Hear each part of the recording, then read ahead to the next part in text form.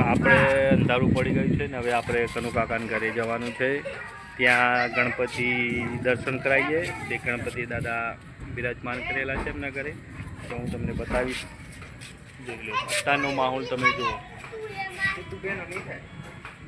તો હું આગળ બતાવીશ તમને. ગણપતિ દાદાના દર્શન કરાવી દઈએ. તો દોસ્તો આપણે આવી ગયા છે મારા કનુ કાકાના ઘરે. તે એમનું ઘર બતાવી દેવું. તો એમનું મકાન છે ધાબાવાળું, અને બીજા માળે રાખેલ છે ગણપતિ દાદાની મૂર્તિ.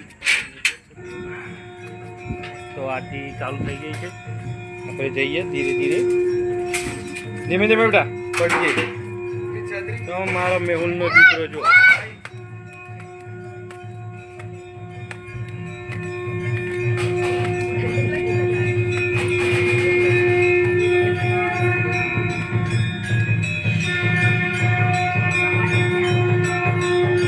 ગણપતિ દાદા દર્શન કરાવી દઈએ.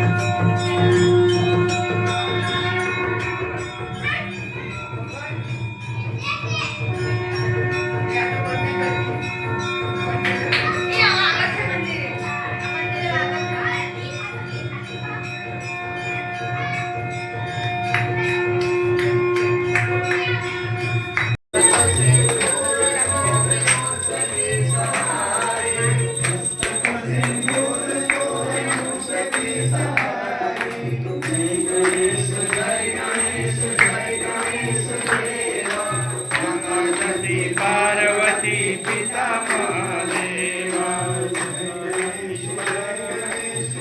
ગણેશ દેવા, પાર્વતી પિતા મહાદેવા.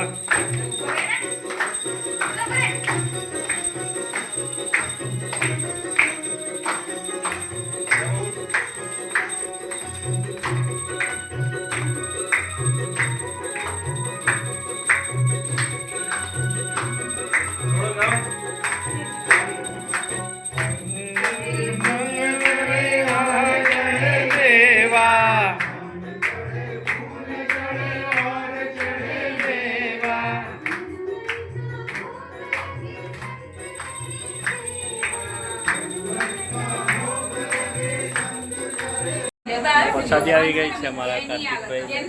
ગણપતિ દાદાની પ્રસાદી છે. બસ બસ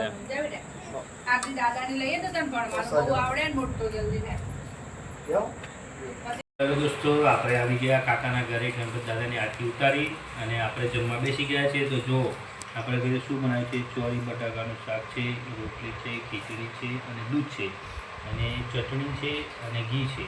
તો આપણે ઘી થોડું ગરમ કરેલું છે, તો પકડવું પછી ધીરે રહીને તો બળી જવાશે. એ પહેલાં ઘી લઈ લઈએ એટલે અમે મિક્સ થઈ જાય. તો આપણે હવે ટેસ્ટ કરી લઈએ. ચોળીનું શાક અને રોટલી.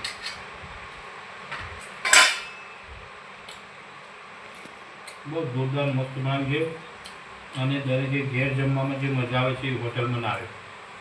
જય માતાજી, જય હિન્દ, ગુડ નાઇટ.